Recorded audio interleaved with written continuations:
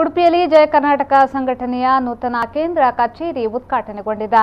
ಬನ್ನಂಜಿ ಗೌರಿಯಾರ್ಖೇಡ್ನಲ್ಲಿ ನೂತನ ಕೇಂದ್ರ ಕಚೇರಿ ಆರಂಭಿಸಲಾಗಿದ್ದು, ಕಚೇರಿಯನ್ನು ಸಂಘಟನೆಯ ರಾಜ್ಯ ಮುಖಂಡರು ಉದ್ಘಾಟಿಸಿದ್ದಾರೆ. ರಿಬ್ಬನ್ ಕತ್ತರಿಸುವ ಮೂಲಕ ಜಯ ಕರ್ನಾಟಕದ ರಾಜ್ಯ ಮುಖಂಡ ಪ್ರವೀಣ್ ಚಂದ್ರ ಶೆಟ್ಟಿ ಚಾಲನೆ ನೀಡಿದರು.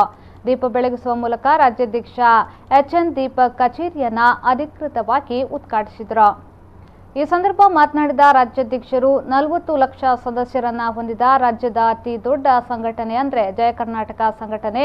ಜಯ ಕರ್ನಾಟಕದ ಸ್ಥಾಪಕಾಧ್ಯಕ್ಷ ಮುತ್ತಪ್ಪರಯ್ಯವರ ಮಹತ್ವಾಕಾಂಕ್ಷೆ ಅಂದರೆ ಯಾವುದೇ ಸ್ವಾರ್ಥ ಇಲ್ಲದೆ ಎಲ್ಲರಿಗೂ ನಾಯಕತ್ವದ ಗುಣ ಸಿಗಬೇಕು ಎಂದು ಹೇಳಿದರು.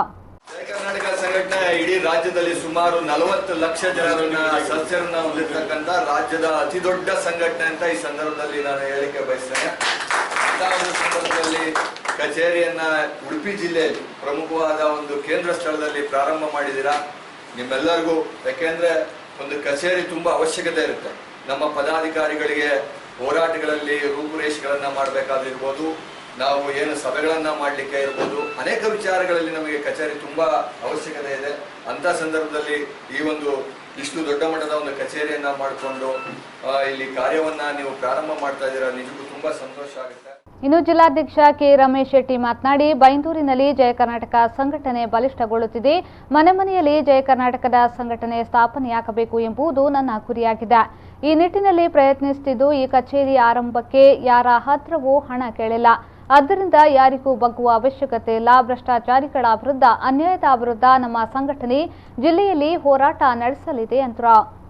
ಒಂದೇ ₹1 ಯಾರಿಂದಲೂ ಅಂದ್ರೆ ಯಾವ ಭ್ರಷ್ಟಾಚಾರದಿಂದಲೂ ಹಣ ಡೊನೇಷನ್ ಮಾಡಲಿಲ್ಲ. ನಮ್ಮ ಸ್ವಂತ ಹಣದಲ್ಲಿ ನಮ್ಮ ಕಾರ್ಯಕರ್ತರು ಅಂದ್ರೆ ನಮ್ಮ ಸಂಘಟನೆಯಿಂದ ನಾವೇ ಒಟ್ಟು ಮಾಡಿ ಮಾಡಿದಂತಹ ಈ ಆಫೀಸ್. ಹಾಗಾಗಿ ನಾವು ಈ ಆಫೀಸಿಗೆ ಯಾರಿಂದಲೂ ₹1 ಡೊನೇಷನ್ ಮಾಡಲಿಲ್ಲ.